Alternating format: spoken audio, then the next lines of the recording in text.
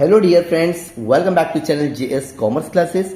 ये है lecture number 2, मतलब वीडियो नंबर 2 हम लोग बोल सकते हैं।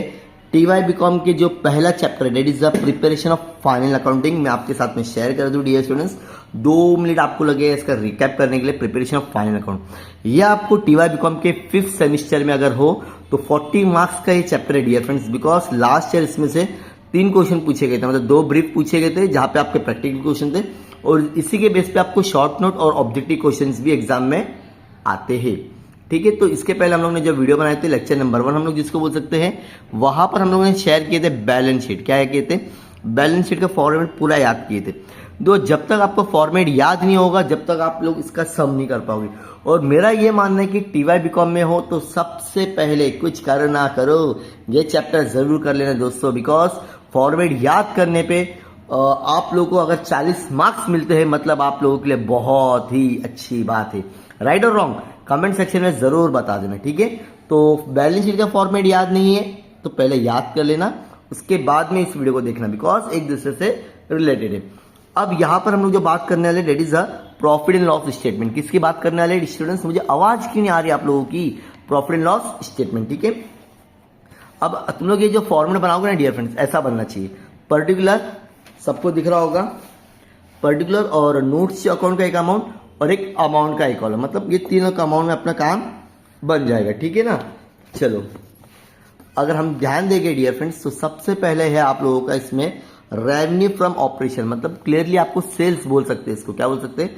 सेल्स। कितना पैसा आया और अदर इनकम, ये दोनों मिला के टोटल इनकम। याद रहेगा? मुझे तो आवाज नहीं है आप लोगों की। सर कैसे आएगी आवाज? आप कहाँ दूर बैठे हो? कमेंट सेक्शन में मेंशन कर दो। चलो फिर से बोलोगे। पहला क्या है? Profit and loss and statement में क्या आएगा? अच्छा ये वर्टिकल फॉर्म एक चीज इसके लिए मैं बोल रहा हूँ, वो पॉसिबल नहीं होगा ना कि जो मैंने प्रीवियस वीडियो में बताया कि सारी चीजें। पहला वीडियो जरूर देखना, लिंक मैं आपको डिस्क्रिप्शन में दे रहा हूँ। ठीक है, फिर से बता देता हूँ। ये है आप लोग का vertical profit and loss statement जो आप लोग 13th में पढ़े हो, 12th में पढ़े हो। That is a T format. T format हम लोग इसके लिए बोलेंगे, वहां पर आप लोग पर्टिकुलर अमाउंट बनाते थे। राइट और रॉन्ग? इस तरह से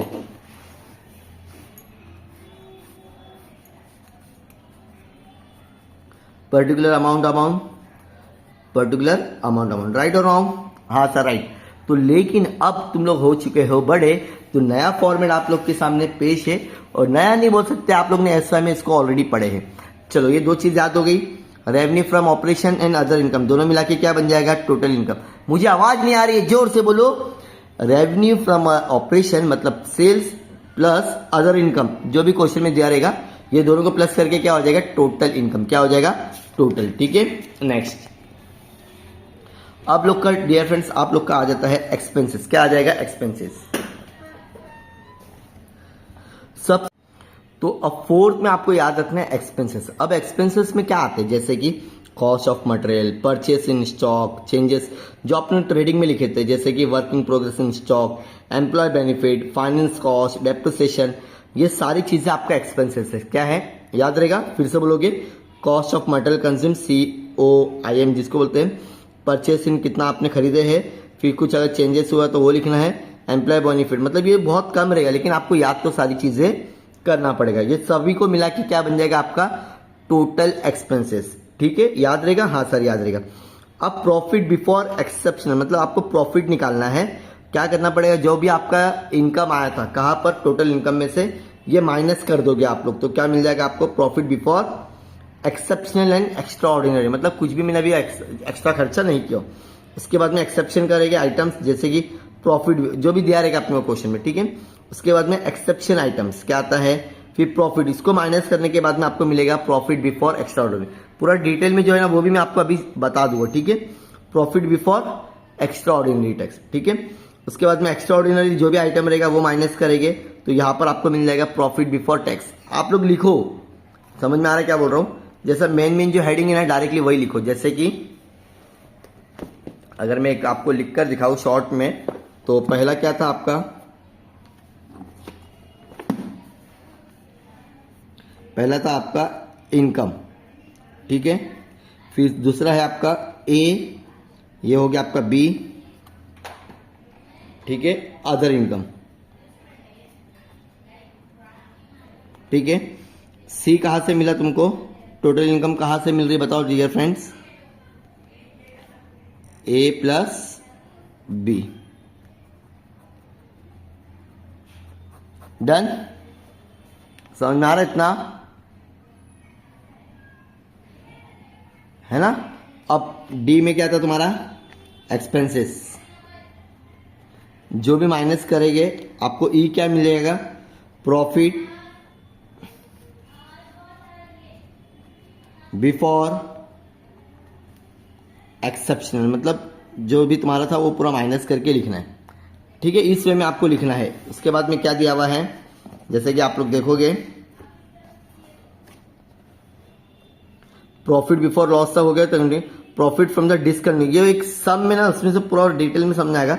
ये प्रॉपरली आपको दिया हुआ नहीं, तो वो दिखा तो डायरेक्टली बैलेंस शीट जो आपका है उसमें से और अच्छे से आपको समझ में आ जाएगा आई थिंक सो।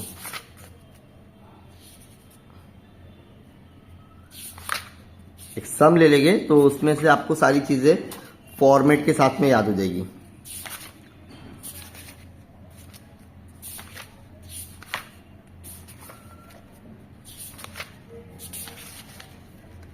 ठीक है, ज्यादा सम बड़ा रहता नहीं डियर फ्रेंड्स, बहुत इजी वे में यहां पर आपको बुक में दिया हुआ है, तो यही बुक से मैं आपको कोशिश करूंगा और भी सारे सम करवा सकूं।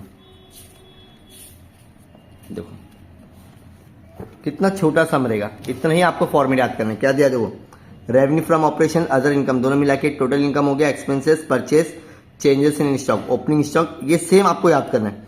टोटल एक्सपेंसेस माइनस कर दिए, फिर इनकम टैक्स माइनस करना है, प्रॉफिट और लॉस फॉर द पीरियड, यही फॉर्मेट शीट है। इसके अलावा और कुछ भी नहीं, कितने भी सम देख लो आपको मोस्टली यही सारी चीजें मिलेगी, इसके अलावा एक भी नहीं मिलने वाला है, तो यही आप लोग याद करोगे। इसके अलावा तो ये तो कितनी छोटी है, देख सकते हैं आप लोग। एक्सपेंसेस के बाद में डायरेक्टली नेट प्रॉफिट आता है, या अगर टैक्स नहीं रहेगा तो डायरेक्टली वही लिखेंगे। मतलब 3-4 चीज ही है, revenue from operation other income दोनों मिला के टोटल इनकम, जो भी एक्सपेंसेस रहेगा माइनस करेंगे अदर एक्सपेंसेस करके, फिर टोटल एक्सपेंसेस हो जाता है, फिर नेट प्रॉफिट बिफोर टैक्स, कभी कभी डिविडेंड भी रहता है तो टैक्स माइनस करके क्या आता है, नेट प्रॉफिट आफ्टर टैक्स। एक क्वेश्चन और लेंगे डियर फ्रेंड्स जहां पर आपको एकदम डिटेल में, तो मोस्टली हर जगह यही है, कुछ भी नहीं है, देखो ठीक है। इतना ही याद करना, 6 लाइन का फॉर्मेट है, याद करते on the spot he.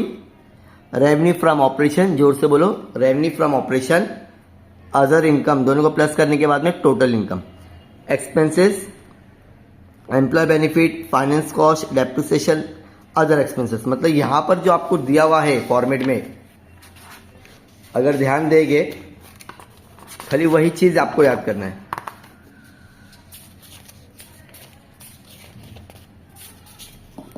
Main यही है, ये पूरा अच्छे से याद कर लो, एक्सपेंसेस याद करना, बाकी ये सारी चीजें नहीं रहती है, अगर रहा तो उसमें से माइनस करते रहेंगे, अदरवाइज नहीं करेंगे, ठीक है। प्रॉफिट बिफोर टैक्स होता है, फिर टैक्स माइनस करने के बाद में डायरेक्टली तुम्हारा नेट प्रॉफिट आ जाता है, ठीक है। तो ये सारी चीजें आपको फॉर्मेट में याद करने की जरूरत नहीं है। अभी हम लोगों ने जितने भी सम देखे उसमें भी खाली क्या आया है, इनकम अदर इनकम दोनों को प्लस करने के बाद में टोटल इनकम, एक्सपेंसेस में क्या क्या आएगा, cost of material purchase changes employee benefit finance cost depreciation, ये बस ये 5 चीज आप अच्छे से याद कर लो। 2 सम और करवा देता हूं इसमें से, मतलब फॉर्मेट के साथ में, तो तुमको और एक आइडिया मिल जाएगी। देखो मोस्टली सब में यही है, revenue from operation other income, total income हो गया, एक्सपेंसेस में employee benefit finance cost depreciation other expenses. एक और क्वेश्चन लेंगे,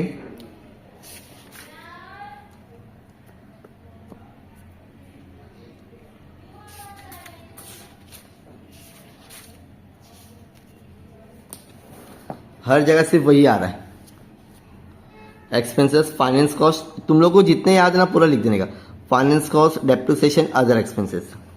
तो यही वाला फॉर्मेट याद करो, कुछ भी आपको बड़ा आंसर याद करने की जरूरत भी नहीं पड़ेगी। हाँ देखो ये तो एकदम फॉर्मेट और इजी इससे भी।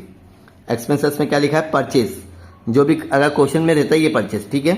चेंजेस इन इन्वेंटरी, क्या है, changes in inventories, opening stock minus employee benefit finance cost depreciation, ये सारी चीजें आएगी, 6 आइटम है, इससे ज्यादा कुछ भी नहीं है।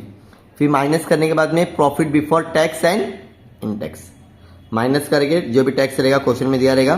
फिर प्रॉफिट, नेट प्रॉफिट भी इसको हम लोग क्या बोल सकते हैं डियर स्टूडेंट्स, कंफर्म में बोल सकते हैं। एक और क्वेश्चन देखते हैं इसमें से ही, जहां पर सिर्फ और सिर्फ तुम लोगों का क्या क्वेश्चन दिया रहेगा, प्रॉफिट एंड लॉस का। मोस्टली सारे सब में डियर स्टूडेंट्स वही आ रहा है, तो इतना इजी क्वेश्चन आपको आता है एग्जाम में डियर फ्रेंड्स। अगर आप इतना भी याद नहीं करोगे तो नहीं चलेगा डियर फ्रेंड्स। देखो फिर से 4 आइटम ही याद करना है, revenue from operation, other income, total income में हो गया, एक्सपेंसेस में परचेस रहा तो अच्छी बात है, नहीं रहा तो directly employee benefit expenses, finance cost, depreciation, other expenses. अब यहाँ पे दो दिया है, provision for tax current year और एक्सेप्शन, मतलब 2 साल का दिया था। कितने साल का दिया था डियर फ्रेंड्स, यहाँ पे 2 साल का दिया था, तो यहाँ पे इस लोग ने 2 साल का माइनस कर दिया बस, इसमें और कुछ भी फर्क बहुत छोटी है, ठीक है। क्या है ये, बहुत ही छोटी है। तो प्लीज इतना याद करो और लिखो। अगर कुछ भी डाउट आता है तो प्लीज आप कमेंट सेक्शन में मेंशन कर सकते हो। इसके बाद में हम लोग क्या करने वाले डियर फ्रेंड्स, इसके डायरेक्टली सम लेंगे। ये लेक्चर नंबर 2 था। जो भी स्टूडेंट्स को अगर व्हाट्सएप ग्रुप में ऐड होना है तो लिंक डिस्क्रिप्शन में मिल जाएगी। ऐसे और भी वीडियोस के लिए प्लीज चैनल को सब्सक्राइब करो। मिलते हैं नेक्स्ट वीडियो में, बाय बाय।